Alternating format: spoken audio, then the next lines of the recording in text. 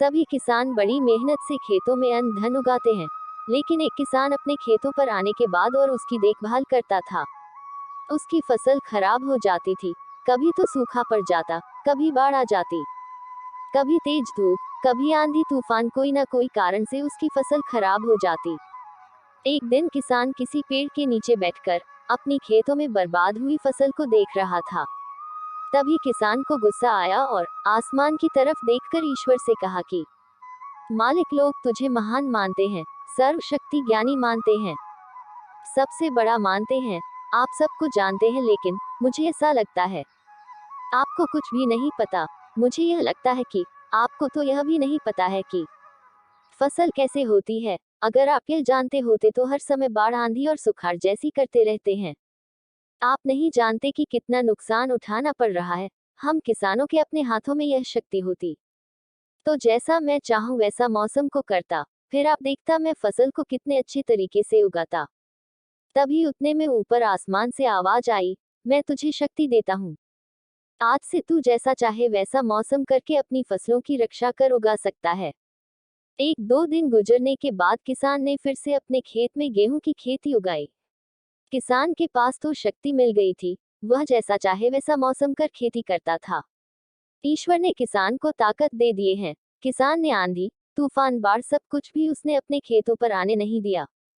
किसान अपनी फसलों को नष्ट होने से बचा ही लिया, और उस किसान के खेत में ऐसी फसल हुई जो पहले कभी इस तरह से उपज नहीं हुई थी। किसान बहुत खुश हो रहा था और साथ ही साथ यह सोच रहा था कि ईश्वर को ये सब बताऊंगा।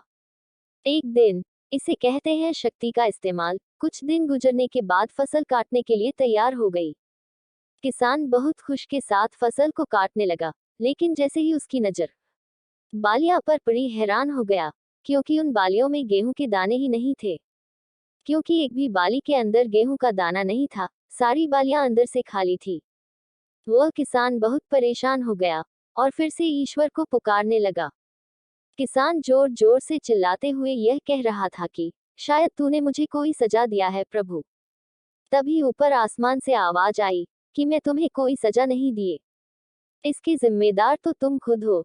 तुमने अपने पौधों को मेहनत करने का मौका ही नहीं दिया, ना तो तुमने उन्हें आंधियों से जूझने दिया, और ना ही तेज बारिश से, और ना ही धूप में तपने दिया, एक भी तकलीफों का सामना करने दिया। इसलिए सारे पौधे अंदर से खोखले हैं। जब आंधी तूफान, तेज बारिश और धूप पड़ती है, तभी तो पौधे मजबूत होते हैं, और इसी के कारण से ताकत पैदा होती है, जिसमें शक्ति होती है, ऊर्जा होती है, और इसी कारण से गेहूं का दाना बनता है। तूने उन्हें बुरे समय से गुजरने ही नहीं दिया, इसीलिए अंदर से खोखली रह गई, क्योंकि तुमने अपने पौधों को मेहनत कराया ही नहीं है। इस कहानी से हमें यह सीख मिलती है कि बुरा हाल जो सहता है, उसे लोग कड़ी मेहनत कहते हैं, मेहनतीदार कहते हैं। यही से इंसान को आगे बढ़ने की बुद्धि खुलती है।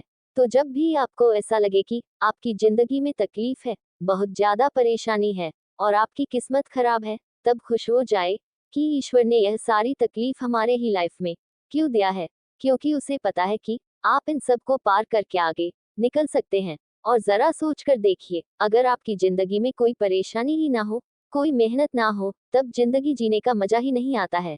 जरा सोच कर देखिए और सुनते रहिए तिर की कहानी। धन्यवाद।